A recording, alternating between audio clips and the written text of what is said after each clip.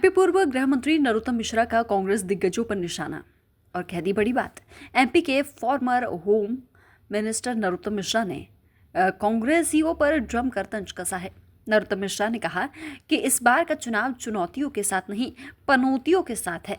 पनौती वो है जो सनातन पर सवाल उठाते हैं, सनातन धर्म को डेंगू बताते हैं। साथ ही नरोत्तम मिश्रा ने ये भी कह दिया कि कांग्रेसी अगर जीत भी जाए तो भी कुछ नहीं कर सकते हैं। ये कहना है पूर्व गृह मंत्री नरोत्तम मिश्रा का। आपको मालूम हो, पिछले विधानसभा क्षेत्र के चुनाव में ये पूर्व गृह मंत्री रह चुके हैं। इसी के साथ इन्होंने कांग्रेसियों पर जमकर हमला बोला है। आप भी सुनिए नरोत्तम मिश्रा ने क्या कुछ कहा। तो नागरिकता चली जाएगी, कृषि बिल आ जाएगा तो जमीन चली जाएगी, कोरोना की वैक्सीन आ जाएगी तो नपुंसकता आ जाएगी। अरे यार, ये ऐसा विपक्ष है। चुनाव इस बार का चुनौतियों से नहीं है, पनौतियों से है, ये बात ध्यान रखना।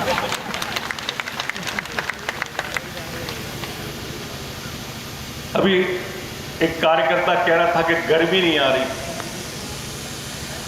अब गर्मी कहां से आएगी? भगदड़ के हालात है कांग्रेस में, भगदड़ के। पके पकाए और बने बनाए विधायक जा रहे हैं। केंद्रीय मंत्री, राज्य के मंत्री, और परसों की 6 तारीख की और हमने संख्या बता दी है, जब से कई लोगों को तो डिहाइड्रेशन हो गया। मैंने तो राहुल बाबा से कहा था कि भगदड़ का मजा लेना है अपने ही देश में, लेकिन अति आत्मविश्वास में फिर भी नहीं आना है अपन। अति आत्मविश्वास घातक होता है, जीती बाजी हार जाते हैं, जिसका उदाहरण मैं आपके सामने, इससे बढ़िया उदाहरण सामने लगा। अच्छा, मेरा कोई बात नहीं, महाराज साहब बैठे हैं इसलिए एक उदाहरण देता हूं मैं आपको। जब अहमद शाह अब्दाली हिंदुस्तान पे आक्रमण करने मुगल आए थे, अहमद शाह अब्दाली, तब मराठाओं की सेना ने डट के मुकाबला किया था। आपको ठीक जानकारी होगी, मैं तो वैसे ही कहीं तो भी सुनी या पढ़ी बता रहा हूं। और हमारी सेना लगभग जीत गई थी मराठाओं की, लेकिन जब जीतती हुई सेना में सेवा भाव हमारे सेनापति थे उस सेना में, उन्होंने कहा अब तो युद्ध हम जीत ही गए हैं, तो वो घायल सैनिकों को देखने के लिए, इकट्ठा समेटने के लिए हाथी के हौदे से नीचे उतर गए। और बाकी के सैनिकों ने ये सोचा कि हमारे सेवा भाव या तो गिरफ्तार कर दिए गए या घायल हो गए या मारे गए, तो हमारी सेना में भगदड़ मच गई। तो कभी कभी जीती बाजी भी हार जाते हैं, इसलिए अति आत्मविश्वास में ये 2 ही उदाहरण मैं आपको पर्याप्त दे रहा हूं। हमारे पास में इतना सक्षम और सबल नेतृत्व है, चाहे इधर मंच पे देख ले और चाहे उधर दिल्ली की तरफ देख ले। अब दिल्ली की तुलना करो राहुल गांधी जी की और प्रधानमंत्री मोदी जी की, तो आपके मन में एकदम आएगा कहां राम राम कहां टेंटे हैं, आएगा ना। दोनों की कोई तुलना नहीं है। चारों तरफ से वातावरण मोदीमय है, भाजपामय है, राममय है, राष्ट्रमय है। और इसलिए कार्यकर्ता बंधु, आपको सिर्फ जनता को यह बताना होगा कि कोई भी आए कांग्रेस से, जीत भी जाएगा तो कर क्या लेगा?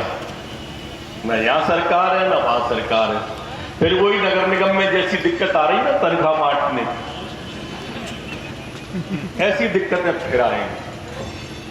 और इसलिए दतिया के हित के लिए, राष्ट्र के हित के लिए, हम सबको इस बार जो माननीय मोदी जी ने संकल्प लिया है, मेरे मित्रों, जो काम मोदी जी ने किया है, आप थोड़ा सा उसको ऐसे पलट के देखो। ये चुनाव, जैसा मैंने कहा कि चुनौतियों से नहीं है, पनौतियों से है। और वो पनौती है जो आज सनातन पर सवाल उठा रही है। वो आज हमारे सनातन को डेंगू कह रहे हैं। राहुल गांधी के भाषण का मुद्दा होता है हिंदू और हिंदुत्व में अंतर करना। दिग्विजय सिंह कभी गाय की बुराई करते हैं कि गाय हमारी माता कैसे हो सकती है, कभी गोबर का सवाल उठाते हैं, वो गोबर में बनी रहती है। अरे मुझे एक बात बताओ, दिग्विजय सिंह ने कभी बकरी की बुराई की है? बकरी की लेड़ी की बुराई की है? अच्छा, क्यों नहीं करी? गाय की ही क्यों करते? ये दिग्विजय सिंह वो दिग्विजय सिंह है जिन्हें पाकिस्तान जिंदाबाद का नारा उज्जैन में लगा तो इन दिग्विजय सिंह को काजी साहब जिंदाबाद सुनाई दिया। इनके कान बजते हैं सोते में। ये सब के सब सनातन पर चोट करने वाले लोग हैं।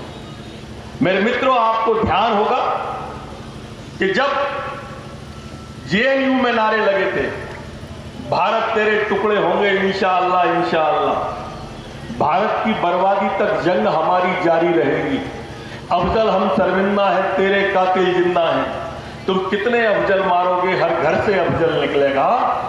तब सबसे पहले मिलने भी यही राहुल गांधी और केजरीवाल गए थे। उनसे गए थे कि नहीं गए थे? आप सबको मालूम। यही तो वैचारिक लड़ाई है। बस तुम उनसे मिलने जाते हो जो कहते हैं कि तुम कितने अफजल मारोगे हर घर में अफजल निकलेगा, और हमारी लड़ाई इसी बात की है कि हम घर में घुस के मारेंगे जिस घर में अफजल निकलेगा।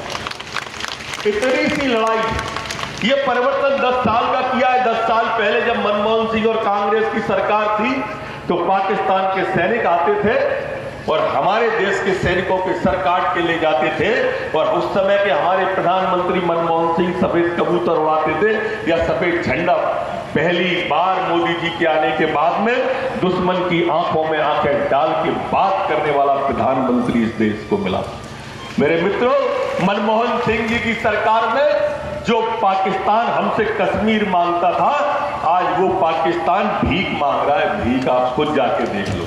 अभी मैंने एक समाचार पढ़ा, वो समाचार में कुछ पिछले दिनों वो कह रहा था कि औरंगजेब हमारा बाप था, बंबई का था वो। मैंने उससे कहा कि बंटवारे के समय अगर ये चला गया होता पाकिस्तान में ना, जिसका बाप औरंगजेब कह रहा है ये, तो अभी वहां पे पाकिस्तान में आटे की लाइन में लगा होता और मोदी बाप नजर आता है इसको। जो घर बैठे, मेरे मित्रों, घर बैठे 80 करोड़ लोगों को मुफ्त में अनाज देने वाले का नाम नरेंद्र भाई मोदी है।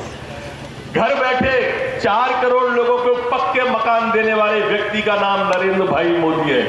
10 करोड़ लोगों को उज्ज्वला गैस के कनेक्शन देने वाले का नाम नरेंद्र भाई मोदी है।